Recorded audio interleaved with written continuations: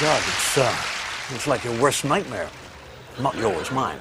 Looking at all these me's over the years.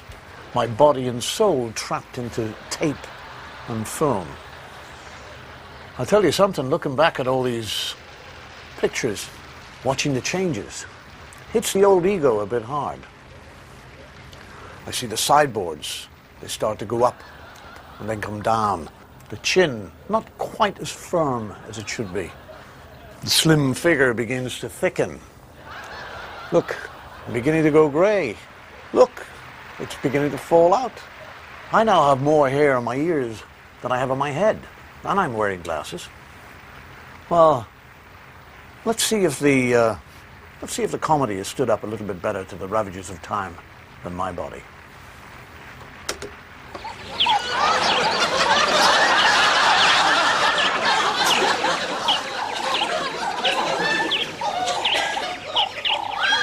Guess who? Don't be so bloody stupid.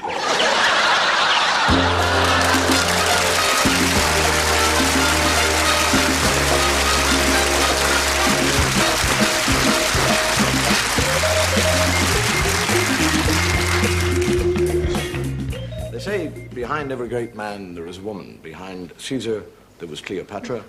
Behind Napoleon there was Josephine. Behind Nelson, there was Lady Hamilton. And what happened? The men died and the women lived on and on and on.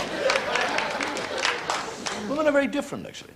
For example, you get the two women talking to one another and saying, I say, isn't that Mr. Carruthers across the road? Yes, he does. Yes, yeah,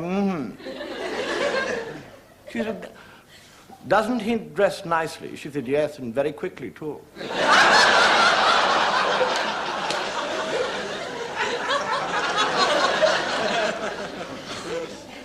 Look at a young lady who has been seduced for the very first time ever in a motor car, or anywhere else for that matter.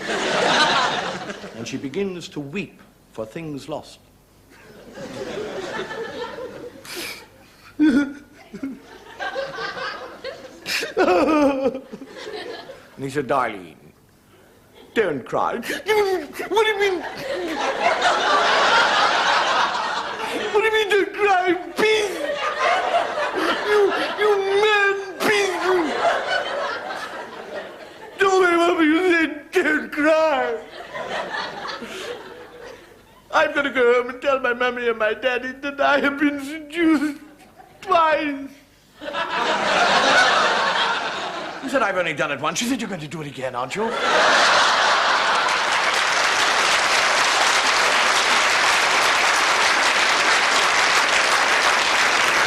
A lot of people think that the Irish come across here because of work, economics, or even religious persecution. It's got nothing to do with that. The reason we come to your country is because over here, you're a permissive society. In Ireland, we're not.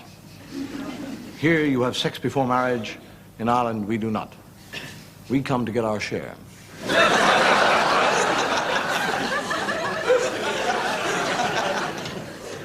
The Irish are very good at populating other countries. In more ways than one. So for all you know, you might be laughing at your brother. There were two Irish fellows talking about sex before marriage, and one tells the other, he said, what do you think about sex before marriage? He said, I don't think about it. He said, well, I know I never had sex with my wife before we were married. Did you? He said, I've no idea. What's her name?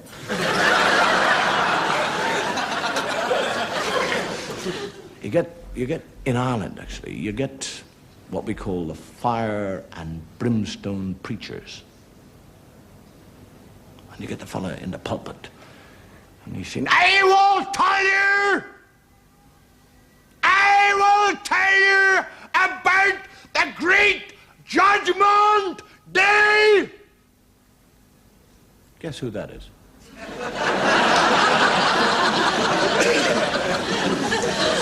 I will tell you on that day, the great book will be opened. And all your sins, whether mental or physical, will be on that book.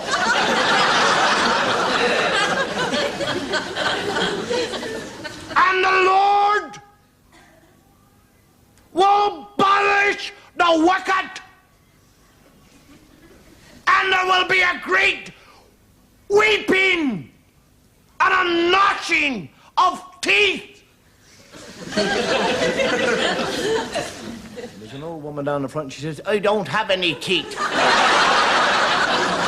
I said teeth will be provided.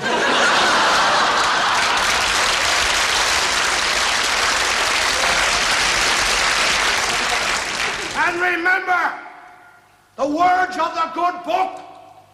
Let he who is without sin, let him cast the first stone.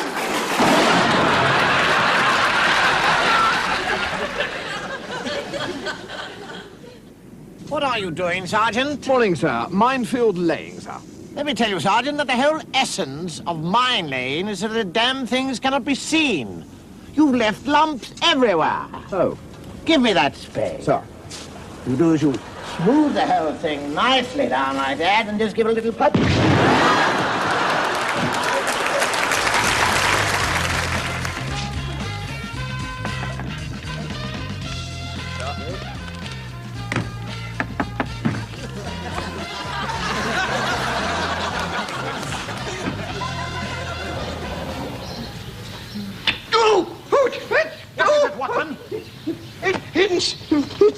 My God! It's a dart! Oh, no. Oh. This is a dart used by the Igano Indians. Dipped into poison made from the red lime tree. Oh, and usually used by... One man and one man only. My deadly enemy, Moriarty. Oh, God, Holmes. Watson? Yes? If the poison from this dart is not sucked from your posterior, within the next 15 seconds, you shall die. So what's going to happen? You're going to die.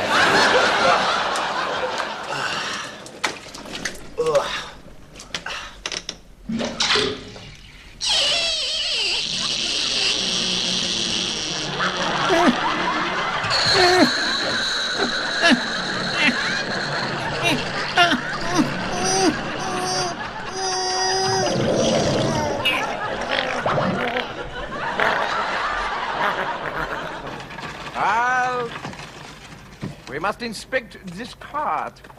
You British fools, always you are trying to escape. And always we are finding you. Always, yeah. Oh.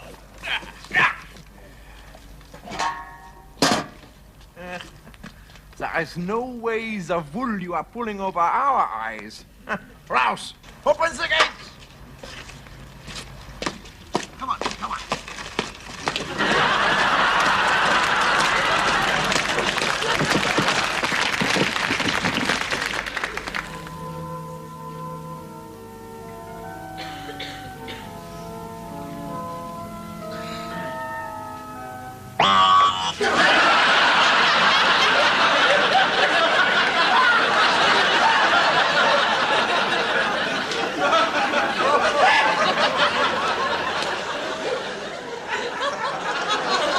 "5 years I fought in the Holy Wars.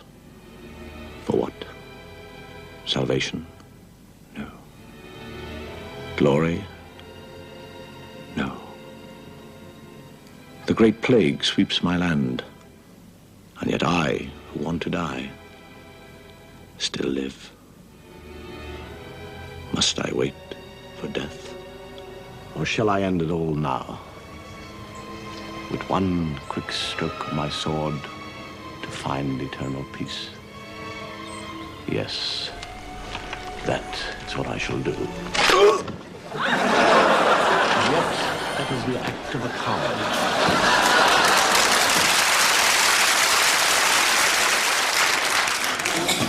You know, a lot of people write in and ask me, say, why do I drink during the show? And is it because I need the drink to get through the show? And I can tell you here now, actually, the reason I drink is because it does, sitting here for 45 minutes, get very hot. There's a tremendous amount of light stuff. And the only reason I have the drink is basically to keep cool. I want to make it quite clear that I am not reliant on alcohol in any way to get me right through this. Get away from that!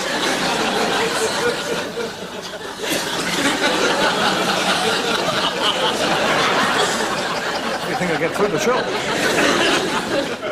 Duck shooters. Drunks are great characters. Duck shooting. In the hide. Very early in the morning. Very cold. No sign of the duck. I'll have a little drop of rum to keep warm. And still no sign of the duck. And I have another drop. And still no sign of the duck. And another and to the duck.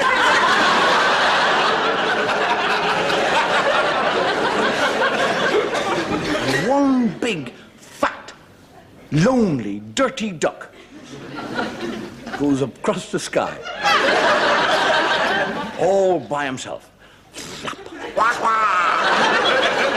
Quack, quack. And the drunk picks up his shotgun and goes, ba-doom, ba-doom, and out goes into the lake. And his friend's there and he said, that is what I call great shooting. He said, well, you're bound to hit one out of a whole flock. And I said, Ducky, go and get the ducky, Ducky. And the dog, instead of jumping into the water and swimming to the duck, runs across the top of the water. Picks up the duck and comes back, and the fellow says, do you notice anything strange about that dog? He said, yeah, he doesn't swim. There are two drunks. One, very good fisherman, and the other has never fished in his life. And he said, what do I do?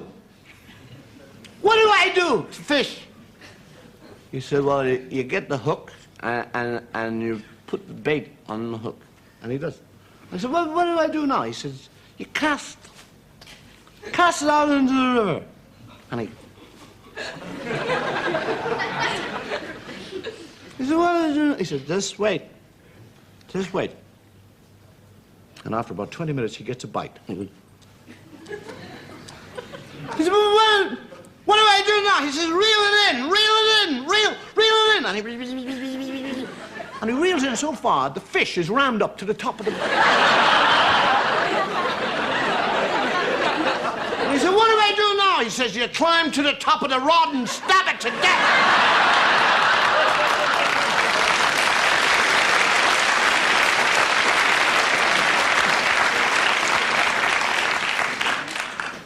He gave the other fellow walking down the road with a little penguin on a piece of string.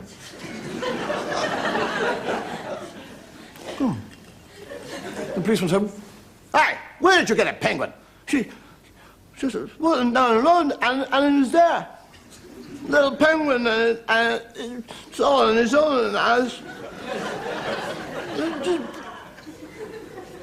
He said, well, take him to the zoo. She said, oh, okay. Off he goes. Next day, the policeman was there, coming around the corner. Is the drunk with the penguin? He said, I thought I told you to take that penguin to the zoo. She said, I did, and he liked it, and I'm taking him to the library now.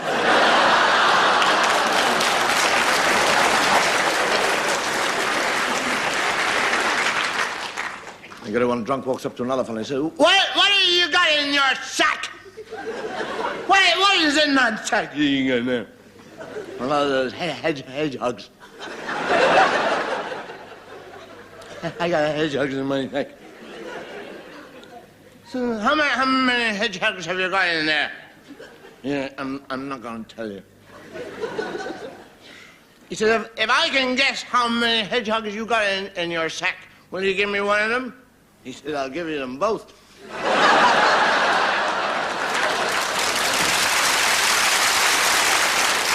You get a little fella at a party, a cocktail party, goes up to the hostess and says, excuse me, madam, but do lemons have feathers? She said, I beg your pardon? Do lemons have feathers? She said, I don't think so. Why? She said, well, in that case, I've just squeezed your canary into my drink. You get a fella, got a bang in the nose, on the top of the nose, and he's in the pub, and everybody he talks to, they all come up to him and say, what happened to your nose? He said, I got banged on it. And somebody else comes up and he says, what happened to your nose? He said, I got banged on it. And after about 18 times, he's sick of it. Somebody else comes up and says, what happened to your nose? He said, I bit it. So how the hell did you do that? He so they climbed up on a chair.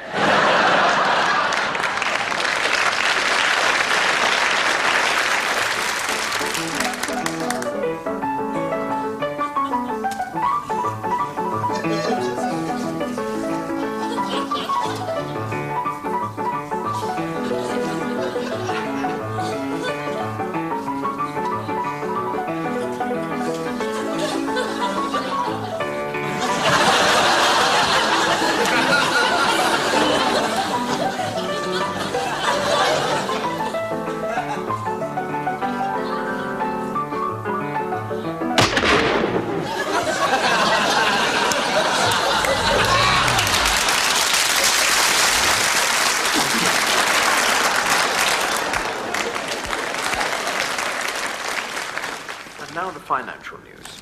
The slump in the world stock market continues. Today, consolidated stock, one of the most stable, has dropped a disastrous 50 points to an all-time low. Oh, my God. Goodbye, old friend.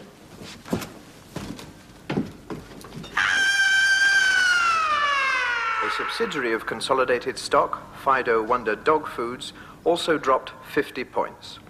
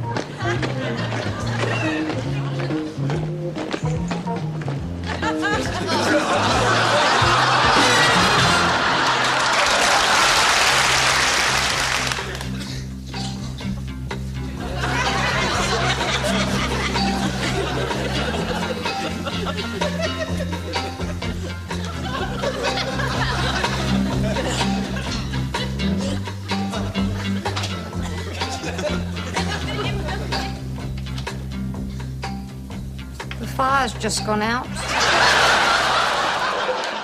All right, man, we are gathered here today to see a demonstration of the new bulletproof vest. And to actually prove to you lower ranks that the bulletproof vest is perfectly safe, I myself am wearing it, and I'm about to demonstrate the safety. Would you hold my cap, please, Carruthers? Thank you. Certainly, sir. Now, I just have to actually brace myself because the impact of the bullet upon my chest does slightly knock you over. But if you're braced for it, you're prepared. Are you ready, Sergeant? Yes, sir. Right, well, take aim and fire. God, Sergeant, you always were. Fool.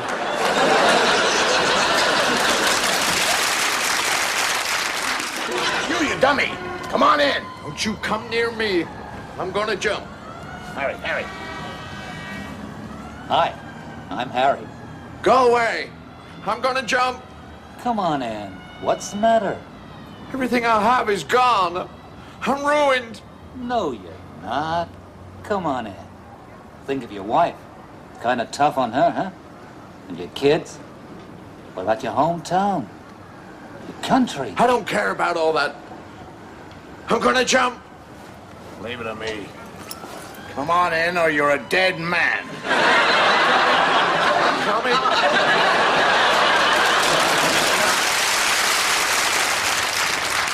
Get to the shop. I'm going to get you some of those bickies. You know the coconut ones. Oh, good boy. Do your jobbies.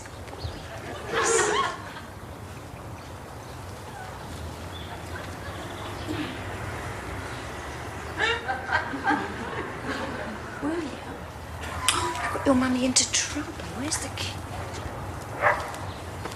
I know. Mummy, clear this up.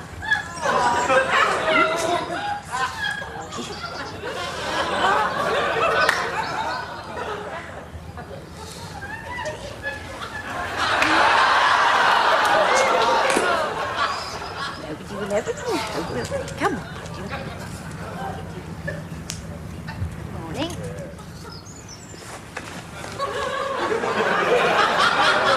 You've got a tie on here. Oh!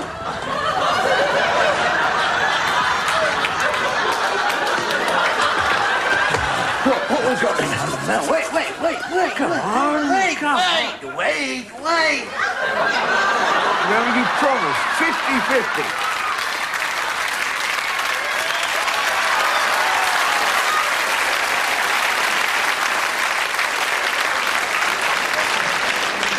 A very important part of the Irish way of life is death. See, if anybody else, anywhere else in the world dies, that's the end of it, they're dead. But in Ireland, when somebody dies, we lay them out and watch them for a couple of days.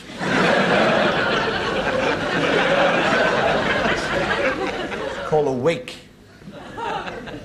And it's a party, it's a send-off. And the fellow's laid out on the table. And there's drinking and dancing and all the food you can eat. And all your friends come from all over the place. And they all stand around the wake table looking at you with a glass in their hands and they say, "Here's to your health." And the terrible thing about dying over there is that you miss your own wake. It's the best day of your life. You've paid for everything and you can't join in. Mind you, if you did, you'd be drinking on your own.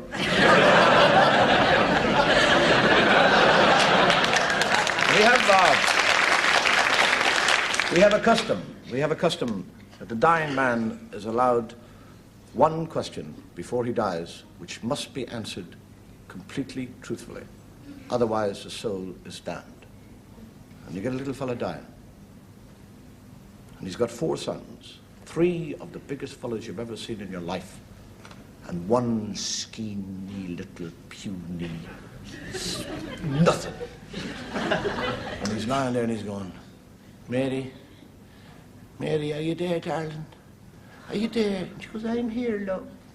And I'm here beside you. I'm going. He says, I know. Don't hang about now.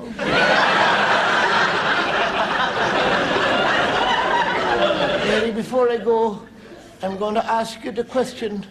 Tell me now. Tell me, is that skinny little runt standing at the end of the bed, is he really my son? She says, he is. Honest to God, he is your son. And he goes, and she goes, thank God he didn't ask about the other 3.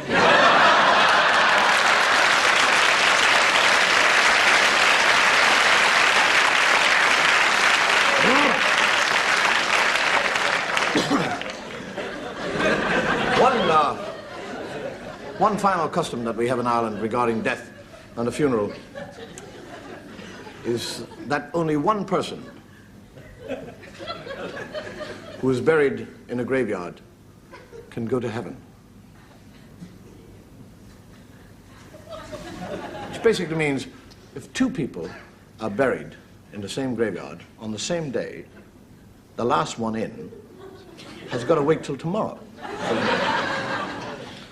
So can you imagine what would happen if one funeral met another funeral going to the same graveyard?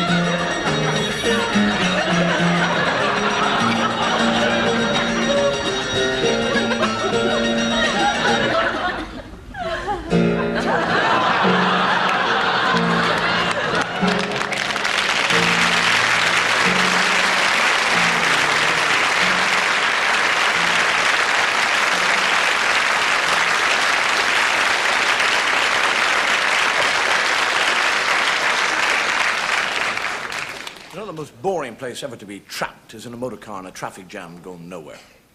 And what you got to do is learn to keep yourself occupied. I do a lot of things in motor cars when I'm sitting there. I have actually become the most mobile of conductors as far as radio is concerned. I sit there and conduct the radio.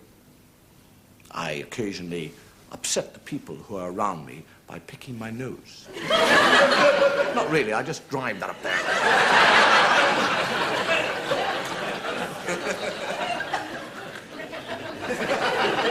And one of the best things you can actually do, if you can borrow a car that have automatic windows, you don't have to wind them down. You just go, and they go.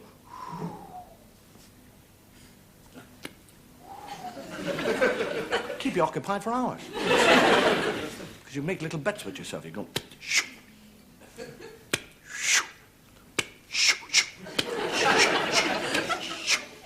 Get little rhythms going for you.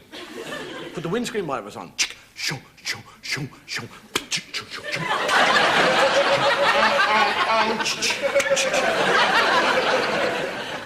You get bored with that, leave the window down and wait for a pedestrian to come along and ask for directions. The pedestrians always lean in to the car. Excuse me, sir, and they go, yeah, and you go.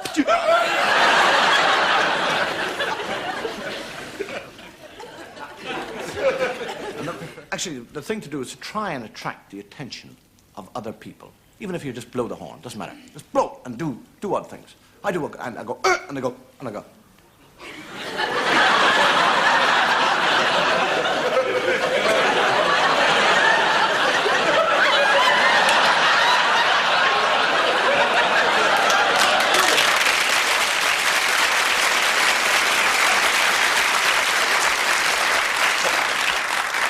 Take a deep breath, go.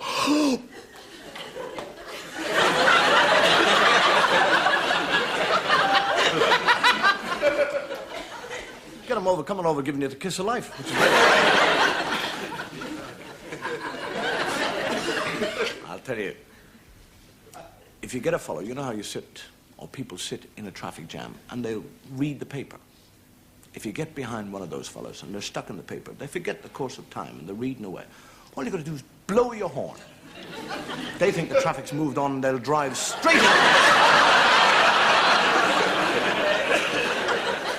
A nice one like that. And get their attention, and you go.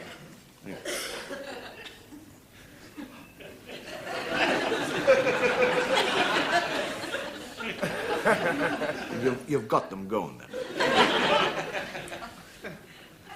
And they're all going.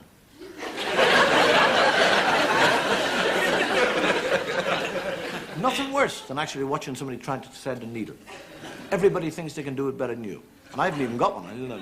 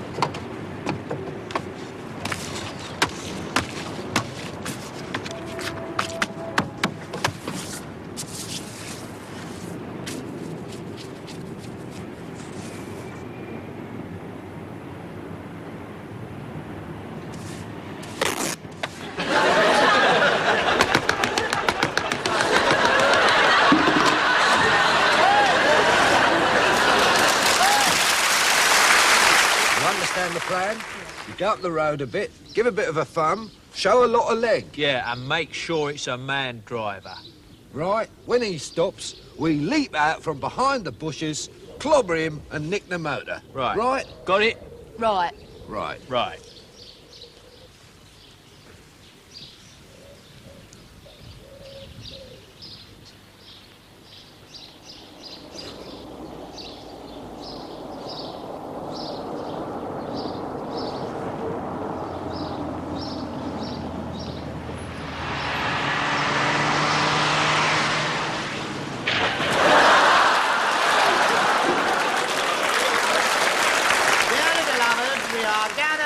Today to say farewell to Samuel Smith, one of the world's greatest racing drivers, who for over 50 years thrilled racing fans everywhere.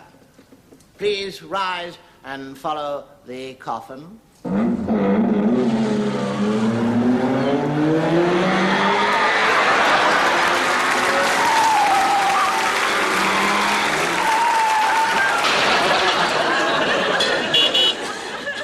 What are you on about?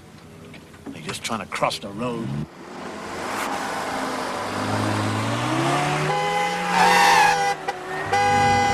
Come on, come on, come on.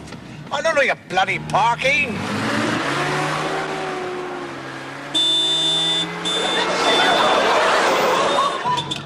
You stupid bastard!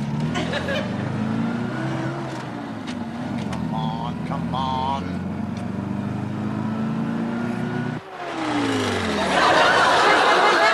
Hey! You're...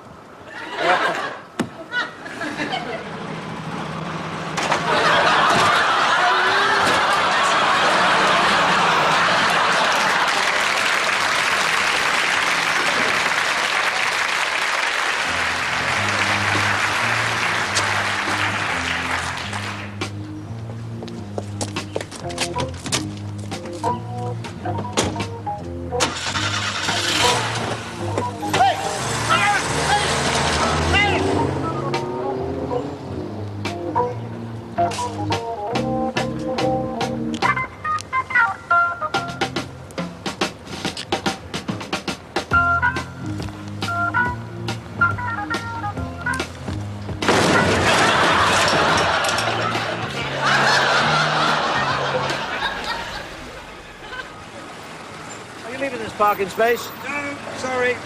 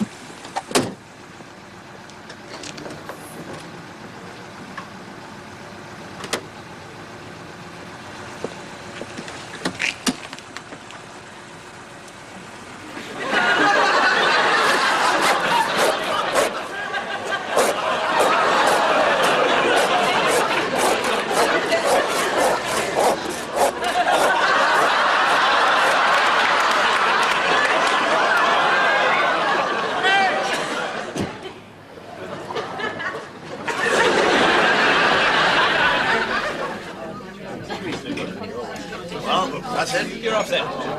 Pick out. Right, right, one. Happy New Year. Bye. Happy New Year. One for the road. All right. Here she goes. Way. Happy New Year. Happy New Year.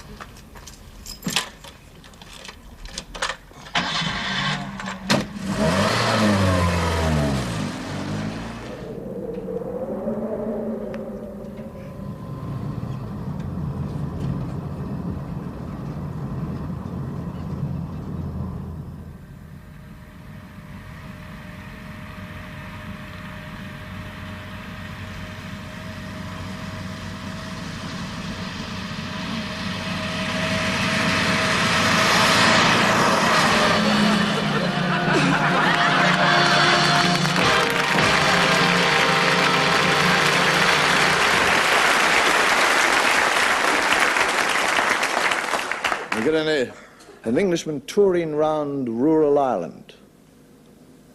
And normally all the towns are very open and very friendly, and they say, come in, have some bacon, some eggs, come in and have a jar. He gets to this town. There is not a sound. It is totally quiet.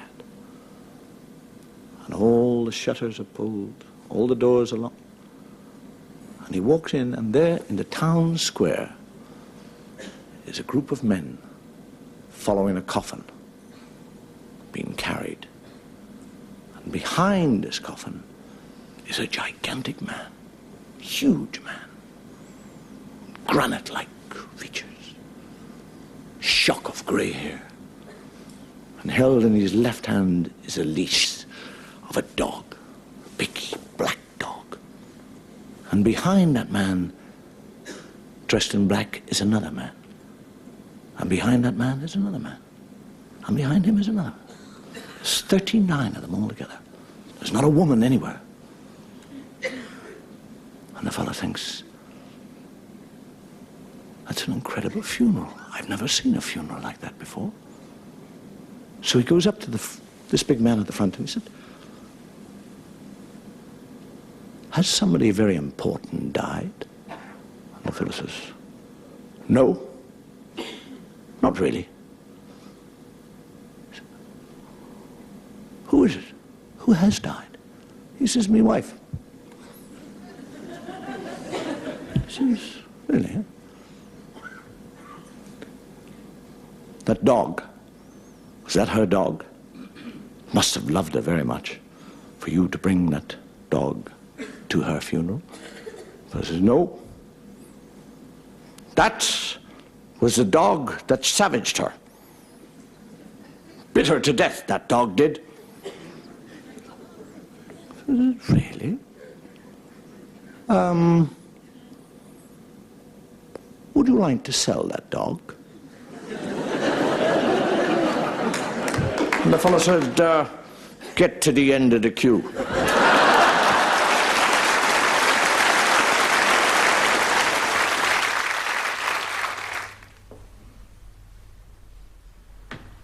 Oh, Christ.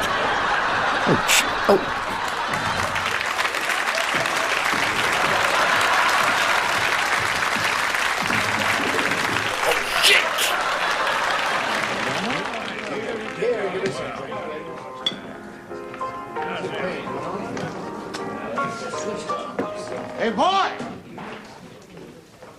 I want to talk to you. Stranger in this town, we shoot first and ask questions afterwards.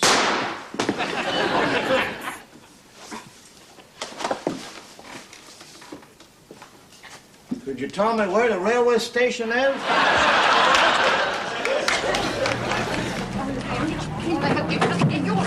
Will you?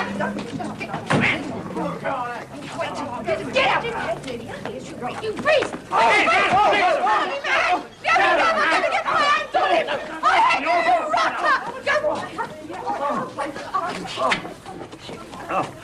It's all right, sir. You can come out now. Your wife's gone. Every day.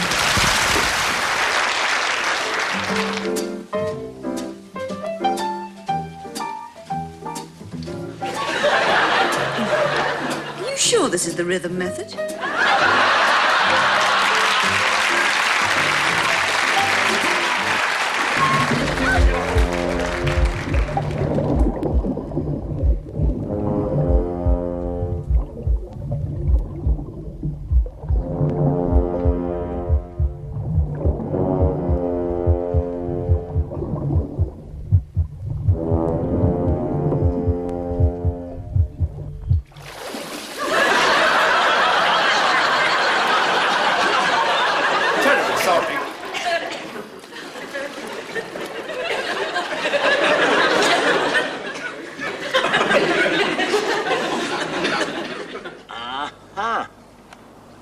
What have we got here? Bomb, sir. Thank you, Sergeant. Take this down, please. Sir. The rim screw is connected to the flange bolt. Rim screw is connected to the flange bolt. The flange bolt's connected to the earth wire. Flange bolt's connected to the earth wire. The earth wire's connected to the nose cone. The earth wire's connected to the nose cone. The nose cone's connected to the slip cone. The nose cone's connected to the flip cone. And hear the word of the Lord. Take it away, sir. Dim bum, dim bum, dim. Walk around, dim bum, dim bum, dim. Walk around, dim bum, dim bum, dim.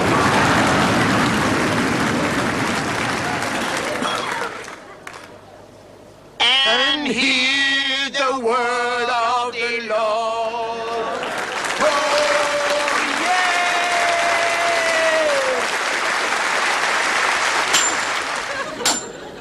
Oh, no, my prince, you must learn to parry. I could have killed thee. No, Sir Griswold. My armor would have protected me.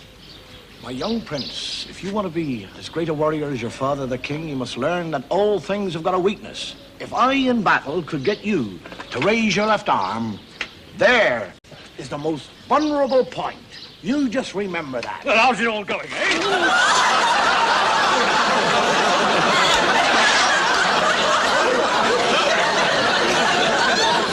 Well,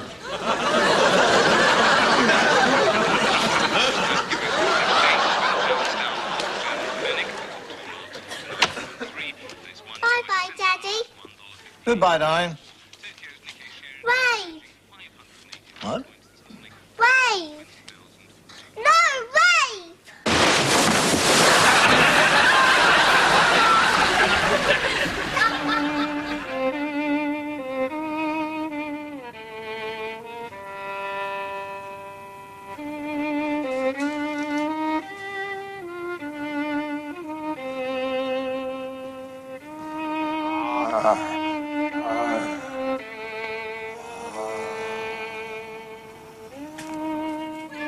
Mommy's lost her baby.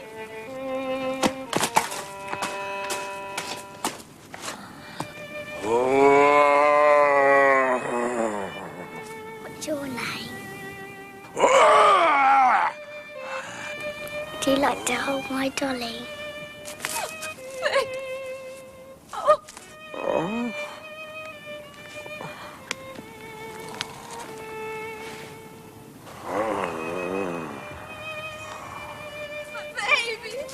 My brother's name is Matthew. He's 7. Where are you, darling? I got a doggy at home. His name is Sammy.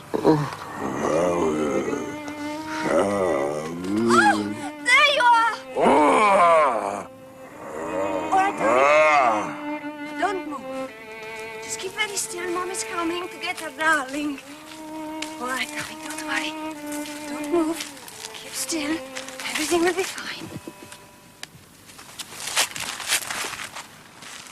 All right.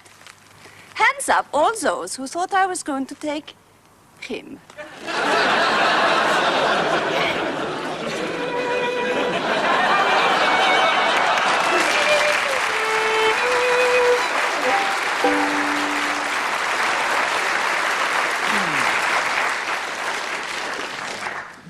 Lycanthropy, a word to describe a man who believes himself to be a wolf. The curse of the werewolf. What devil would cast upon a man the curse of the werewolf?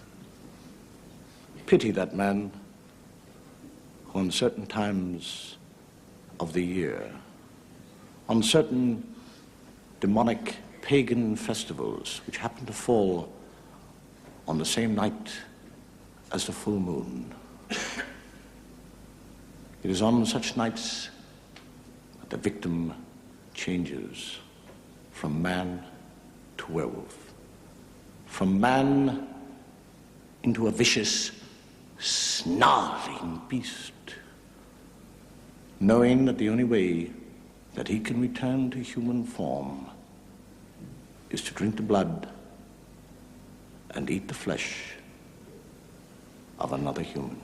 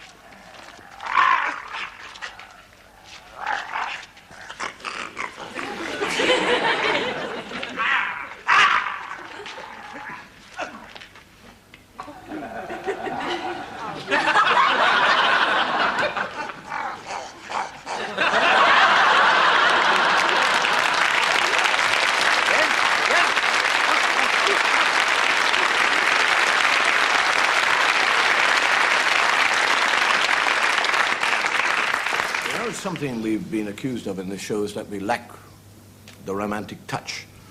And that's rather difficult when you're 8 yards away from the audience. But who needs romance? I mean, the most famous romantic figure in history is Casanova. And look what happened to him. He died of old age at the age of 25. And there's a tremendous amount of rubbish written about romance, especially in ladies' magazines. I looked into his steely gray eyes. They had that haunted, lost, little boy look. I knew that he yearned for me with every fiber of his being.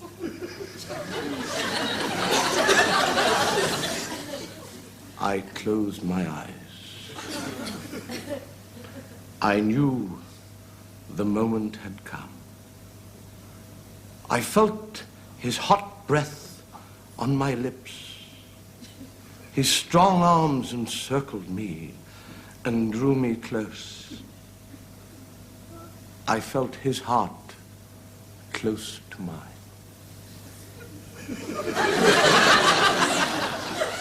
That's impossible. I mean, if you're standing in front of somebody, the heart has got to be on the other side. This puff is standing behind her.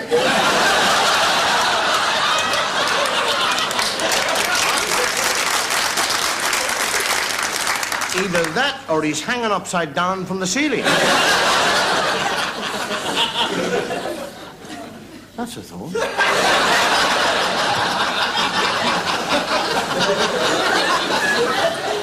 107.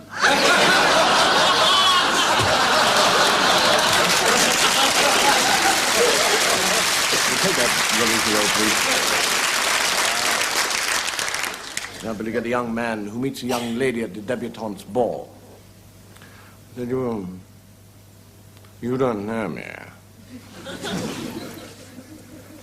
But my name is Fortescue Robinson Smythe. And I have a reputation of being one of the fastest lovers in the whole of England.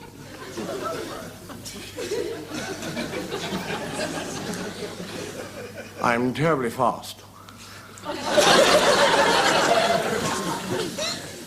And I've taken a fancy to you, little dolly girl. And I'm going to seduce you.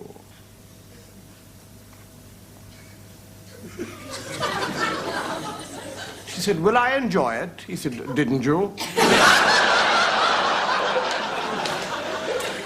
Romance, love, it's based on sexual lust.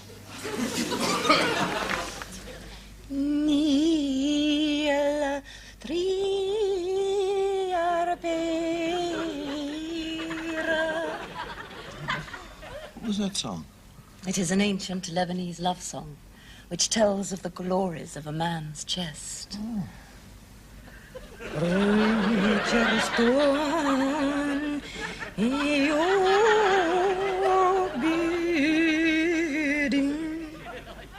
does that mean? It is an old erotic poem from Jordan, and it tells of the glories of a man's stomach. Hava Nagila. Hava Nagila.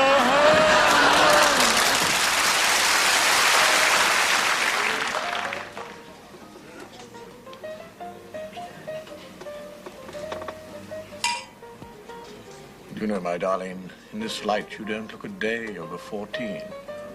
I'm not.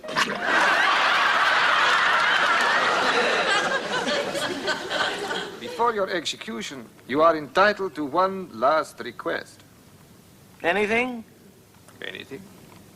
I think I'd like a senorita for tonight. It's very unusual, but... Senorita! Caramba!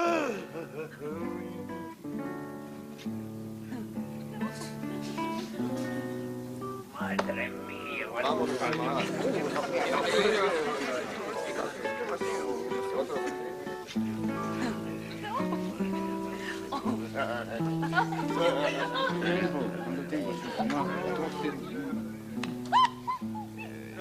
Ay, ay, ay.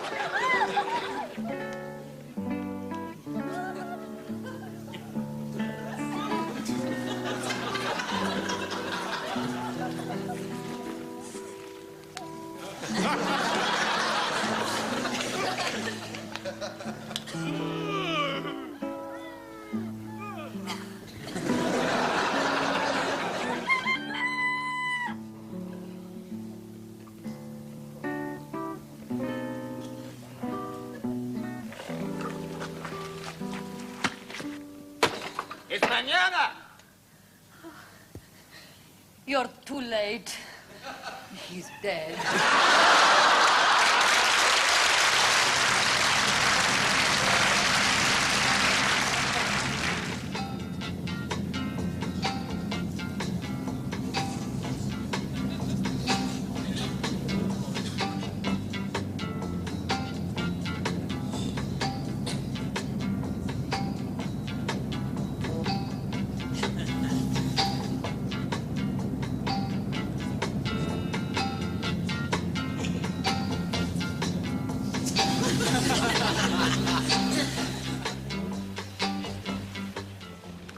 Yeah, who's going to Birmingham?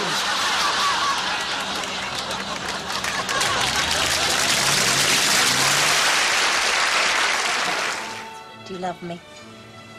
Of course I love you. How much? I love you more than anything in the world. Really?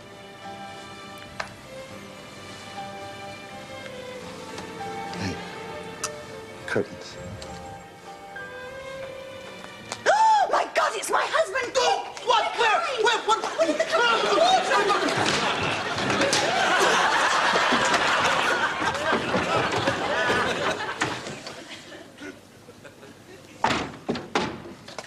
moment. I am your husband. I want to talk to you.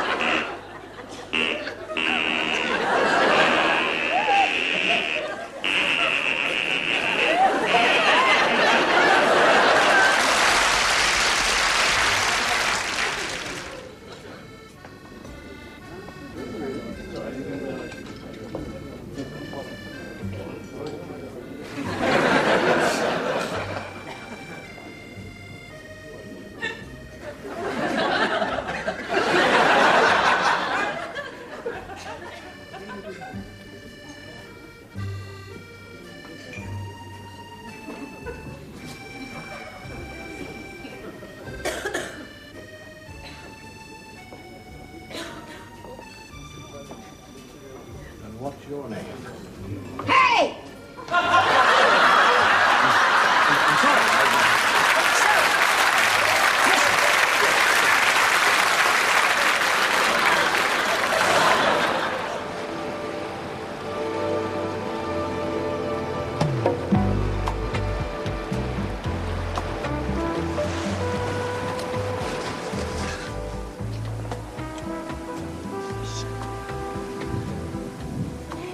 No, we can't.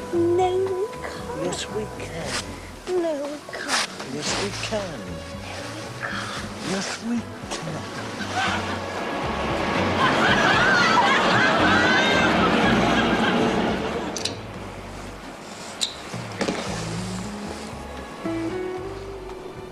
Shall we?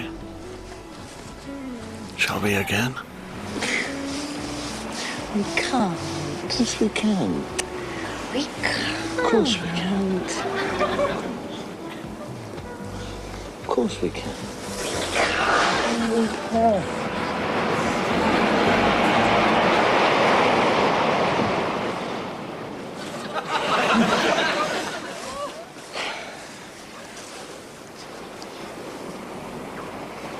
No, no, we can't. Yes, we can. No, we can't. Yes, we can. No, no, we can't.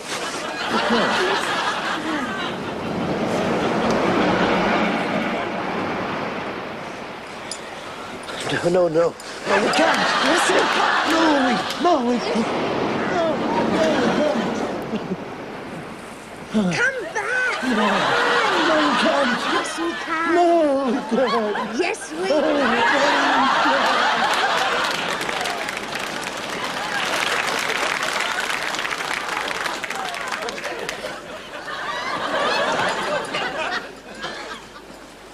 No. Yes, we can. No, I can't.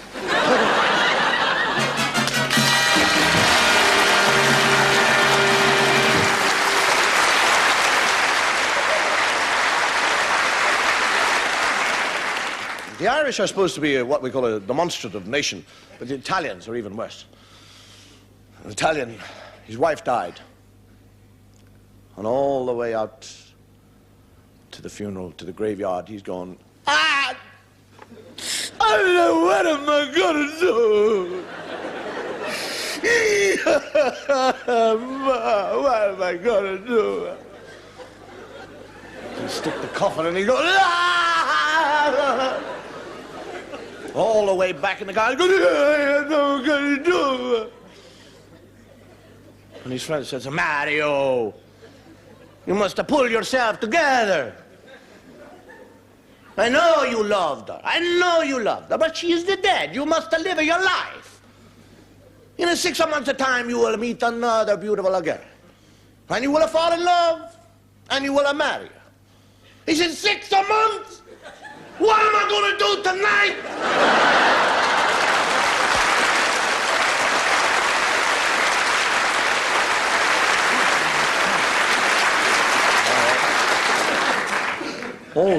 All television shows get complaints, and we get more than our fair share. Actually, it's very difficult to deal with complaints personally. I tend to leave it to the BBC because they have a trained staff who are trained specially to deal with such problems. BBC Complaints Department. Yes, madam. Oh, you wish to complain about the play? Yes. What play? Oh, yes, the Big City. The one that's just finished, yes. Oh, there was some swearing in it? Oh, you counted 6 bloodies and 3 4-letter words. Yes. Well, the author's intention was to... Yes, but because of the nature of the... Yes, well, the characters portrayed were... Well, he didn't do it just for the sake of... It was necessary for the... Madam, may I... Madam, may I just... Madam, can I... Madam... Oh, piss off. BBC Complaints Department. I have occasionally, and I don't know why, been accused of being irreligious. Some of my best friends are priests. Mind you, I wouldn't let my daughter marry one of them. I think that's rather unfair on priests. They're not allowed to get married. But on the other hand, when you think about it, it's more for us. I really think they should be allowed to get married. I think if a priest meets another priest and they like one another, they should be allowed to get married. You get a priest and a nun, and the nun turns to the priest and she says, do you ever think that the Holy Father will allow us, members of the clergy, to marry? And he says, I don't think so, Mother Superior. Not in our lifetime, or our children's, but perhaps in our children's children.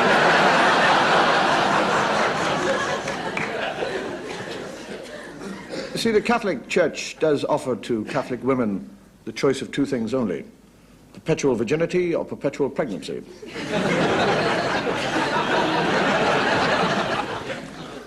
Get a nun, gets up in the morning and leaves and walks down the corridor. And another nun looks at her and says, it's a difficult thing to say, another nun, and says, you got out of the wrong side of the bed this morning. And she goes on down, and another nun says, you got out of the wrong side of the bed this morning. And this happens 15 times, and by then she's livid. And she meets the Mother Superior. And the Mother Superior is just about to open her mouth, and the sister says, don't tell me that I got out of the wrong side of the bed this morning! And the Mother Superior said, I wasn't going to say that. I was just going to say, what are you doing with the bishop's shoes on?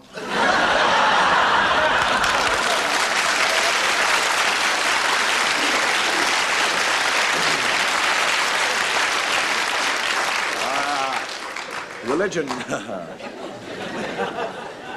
Religion is one of the most necessary things in life.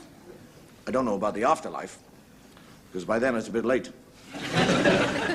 Anyhow, here's to religion. God bless it.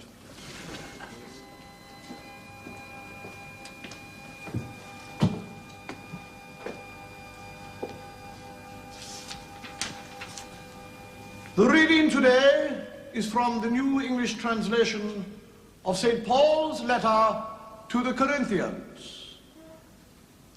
Having a lovely time, wish you were here, love, Paul. I've been drinking and womanizing, Father, and last Wednesday I did something really terrible. You see, I had my photograph taken with these... Look, if you want to go to confession, will you come to church? You've made me miss 2 trains already. Now give me the ticket.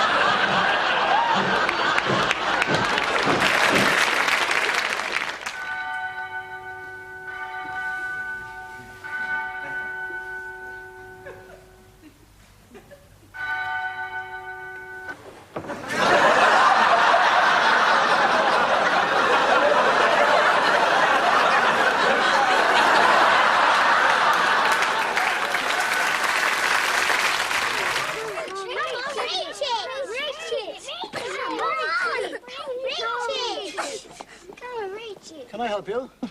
Yes, please. Anything else? Yes, Limelight Cow. What do you want, mate?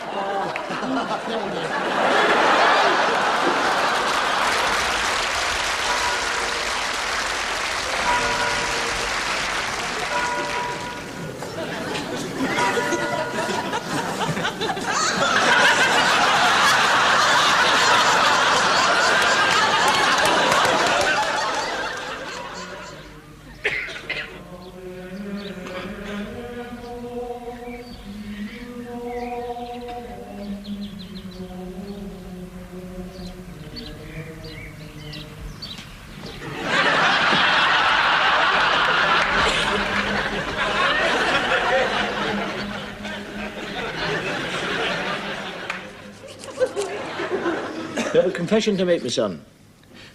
Yes, Father. I am a sinner. Ah, well, we all are. Father, I have indulged in pleasures of the flesh. My every waking moment is spent with a woman, any woman, all day, all night. I just can't help myself. Well, all you can do is pray for strength.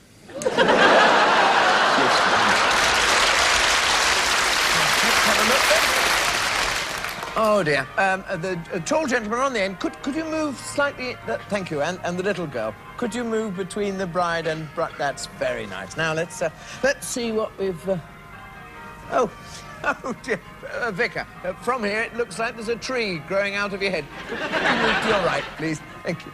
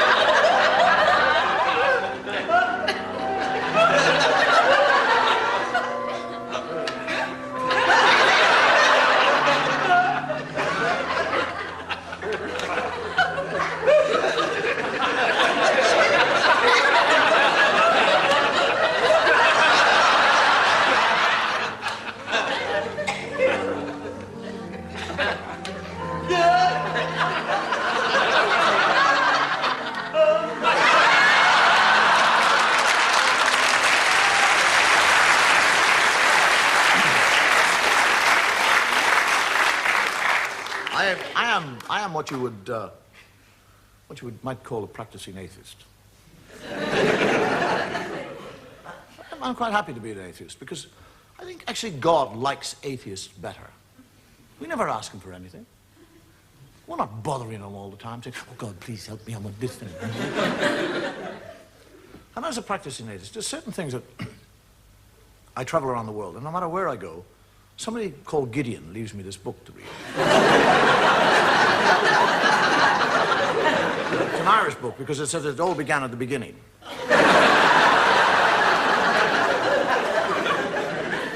There are certain things that, when I read the Bible, and I do read the Bible, that I find difficult to understand. I mean, if God has been there forever, what was he doing before he got to us? I mean, what was he out there doing? Was he sitting there going, bored today, what'll I do? And then suddenly from nowhere, he suddenly decided to create a world. I'll make a world, that's what. Make a world, yes, that's what I'll do. Rivers, seas, boom, mountains, boom, everything is there. I want a garden. I'd like a nice garden. Whack! Gardening. Hate gardening. Need a garden. Ah, gardener, spit and dust. Adam. Hey! And he, Adam, never once says, where in the name of God did I come from? I mean, he's 40 years of age. He has no child, he has no recall. He doesn't say, how did I get here? But he's quite happy. He just kind of trundles around the garden, working away. And God is looking at him. And he sees that Adam is happy.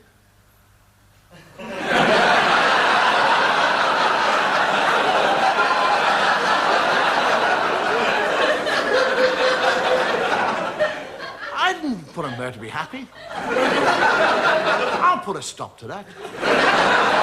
And God, during the night, sneaks down like a thief and steals, doesn't ask, doesn't request, steals it. His rib. And from his rib, he makes woman. And Adam wakes up in the morning, he's a real thickie. He's lying there, and there's somebody else, he doesn't say, where did you come from? How the hell did you get here? Where did you get those lumps?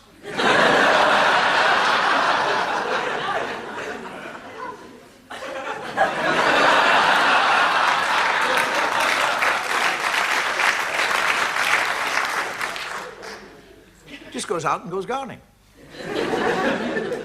And God comes down and has a conversation with Eve and tells her that she can eat of any fruit in the tree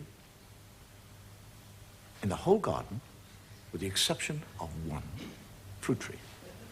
He's talking to a woman. He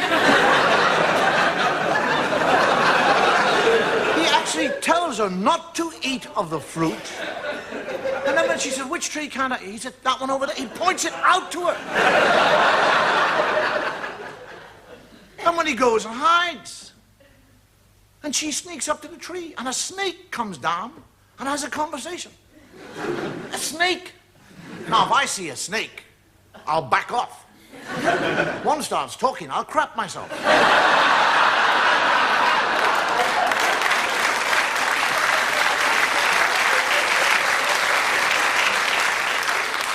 And the snake actually convinces her to eat the apple, and she eats the apple. And when she eats the apple, she learns shame.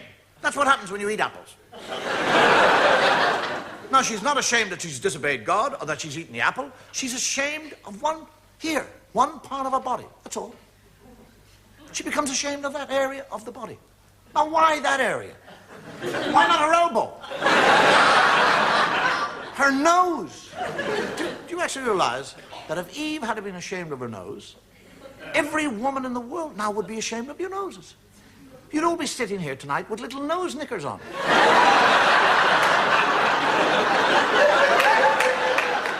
Men would be in nightclubs watching totally naked ladies with G-strings on the nose.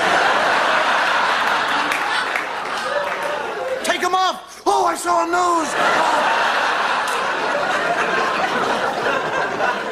And this is the book. This is the book that you'll go into court and place your hand upon. And swear to tell the truth, the whole truth, nothing but the truth. My lord, may I speak to the ladies and gentlemen of the jury before they leave to reach the verdict, and before you, my lord, pass sentence upon that verdict. Thank you. You have heard that for many years I lived a happy and simple bachelor existence. And like most bachelors, I was rather set in my ways. I was an active member of the local church society. I also belonged to a small musical appreciation group made up of some very close friends. It was during one of these musical evenings that I first met the woman who was later to become my wife. She was actually everything that a man could have wished for. She was attractive and witty and intelligent. But above all, she shared, or at least she gave the appearance of sharing, my interests. It was only in the following months that I began to see her as she really was. She created such embarrassing scenes that gradually, one by one, my friends began to stay away. I had to suffer her sulks, her fits of frenzied rage, her long, accusing silences, until eventually she just followed me about the house, nagging incessantly. There was no escape from her shrewish voice. And then on the night referred to by the prosecution, she followed me down into the last sanctuary that I had, the cellar. My mind snapped. I could take no more. I picked up a hammer, and as she turned to face me, mocking laughter fell from her twisted mouth. There was no fear in her eyes.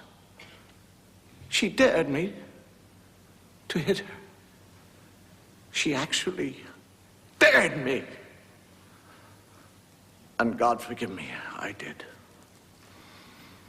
I struck again, and again, and again. Henry! Yes, dear? What are you doing down there in the cellar? Just practicing. Just practicing.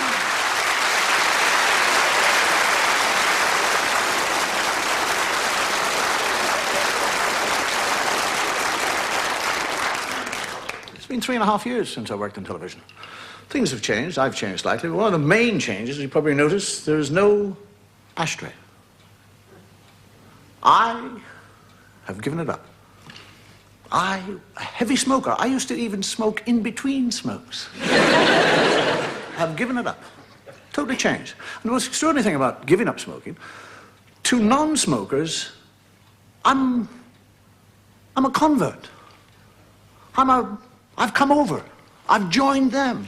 They're proud of me. They say, good for you. You've given up the filthy habit. Good, good, good, good, good.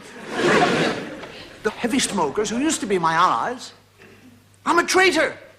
Bloody Judas! You of all people! But one of the good things, or one of the new things about giving up smoking, is that I now have my sense of smell back. I can actually get up in the morning and open a window, throw it up and breathe it, and smell again. Petrol. Carbon monoxide. Dog shit.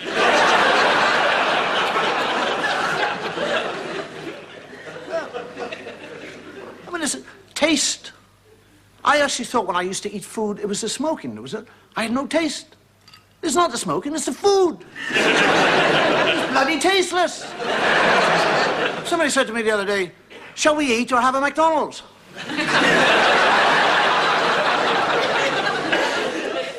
And now the whole thing about being a smoker, actually being a smoker is very difficult in today's society because the pressures are on smokers.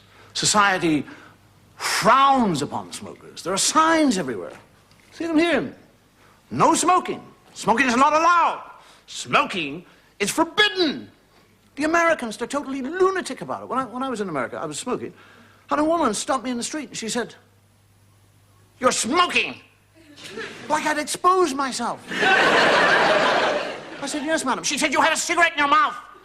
I said, "I know, I've been smoking for years. That's the only way I know how."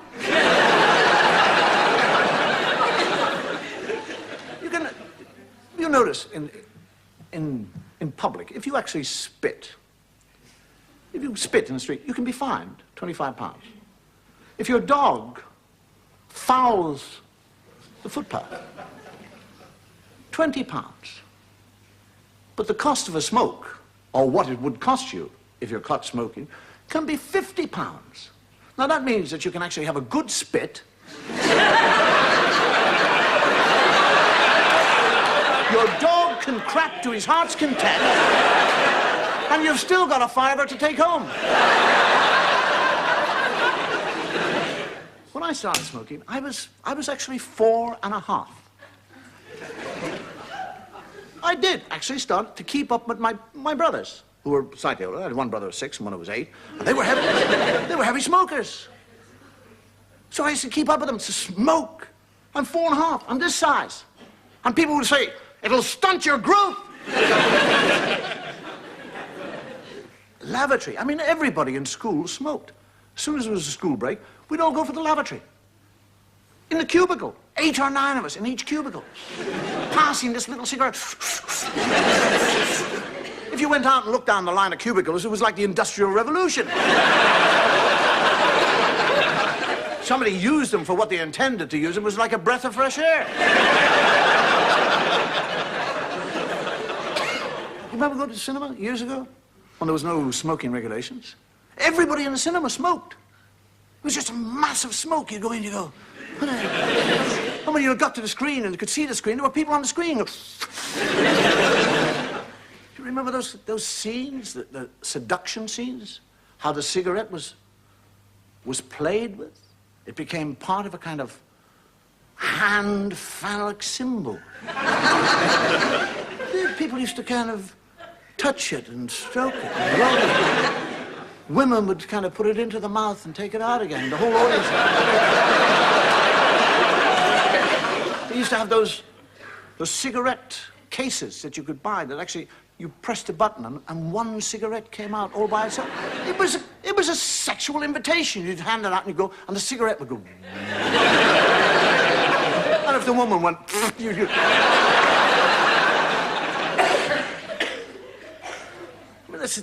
Do we have any smokers here? Yes? That's the extraordinary thing about smoking, is that when you make love, you answered me about smoking. Do you smoke after you've made love? I don't mean literally, I mean...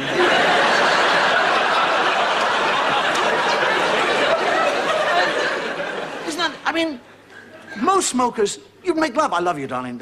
Oh, yes, that was beautiful. Oh, yes, you are marvelous. It was wondrous. It was, oh, yeah. And you can't get to the... Can we do it again? Yes, just do me. A couple of years ago, I actually decided, I don't think from pressure or anything else, I decided I would give up smoking because I have teenage children. And I knew that one day my teenage children were going to come in smoking. And I didn't actually think that I could be hypocritical enough to sit there and watch them go, and I'm going, don't do that. Filthy habit, give it to me. And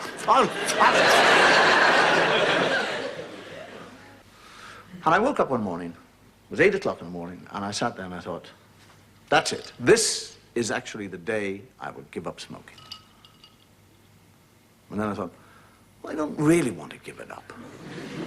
What you should actually do is cut it down. What you should do is actually think, you'll only smoke when you enjoy smoking, because you like smoking, you get a certain pleasure out of it. But instead of it being unhealthy, what you should do is just take the moments that you really get the most enjoyment, and that's the time you smoke. And when you enjoy smoking most? I thought to myself, after a meal, when I've had a meal, that's when I enjoy smoking. Fine, you can have 12 a day. I'm actually sitting there, 8 o'clock in the morning, going, fine, 12, that's good. Right, I'm thinking 12 cigarettes, it's 8 o'clock now. I won't go to bed before 12 o'clock tonight.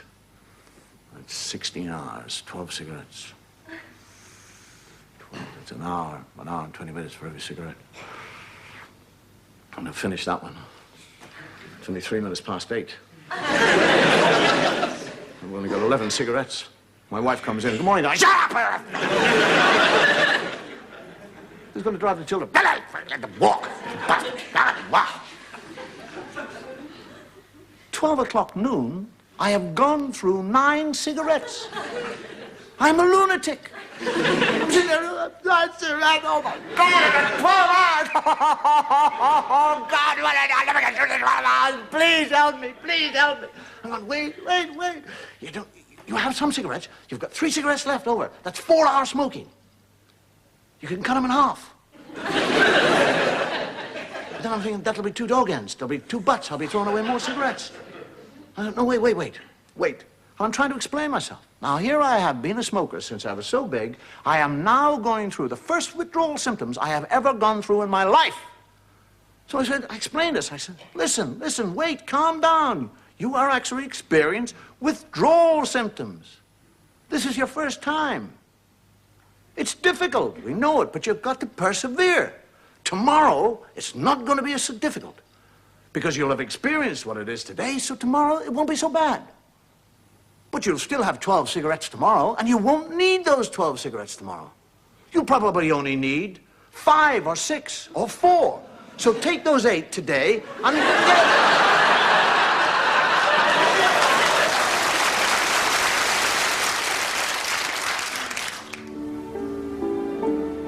Once upon a time, in a land far away, there lived a princess who never laughed.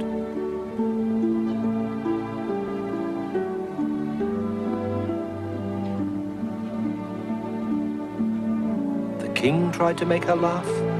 The queen tried to make her laugh. Even her little dog tried to make her laugh.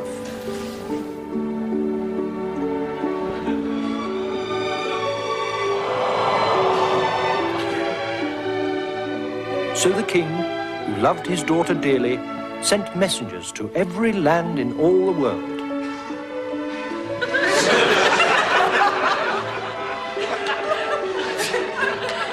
And he made it known that he who could make the princess laugh would have the hand of his daughter in marriage.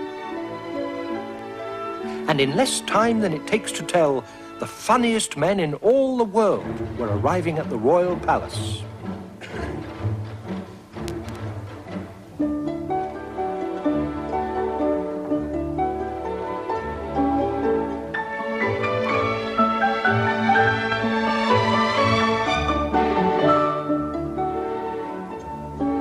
The princess didn't even smile.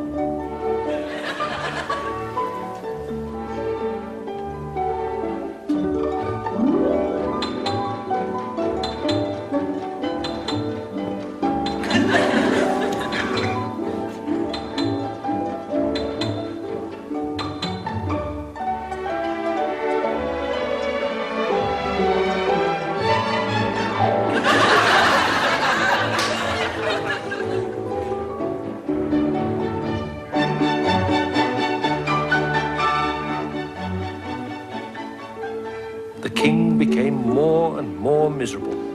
He sat and brooded in the palace and wouldn't speak to anyone. The whole kingdom was very unhappy. One day, the princess decided to go for a walk in the forest. She was sad. She didn't mean to make her father unhappy. It was just that she'd never seen anything that made her feel like laughing. Then suddenly, whilst walking, she saw a man.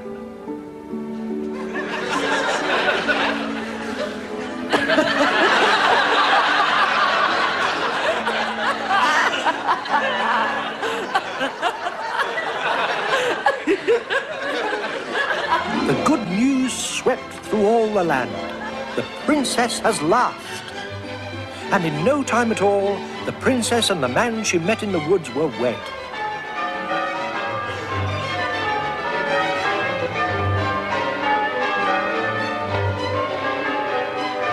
The king was delighted.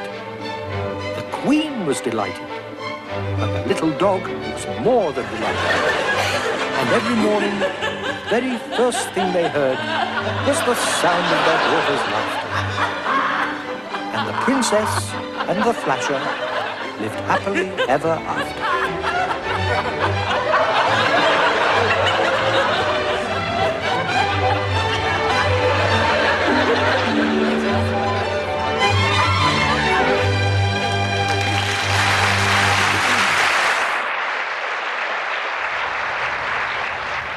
Well, that's one way of getting laughs.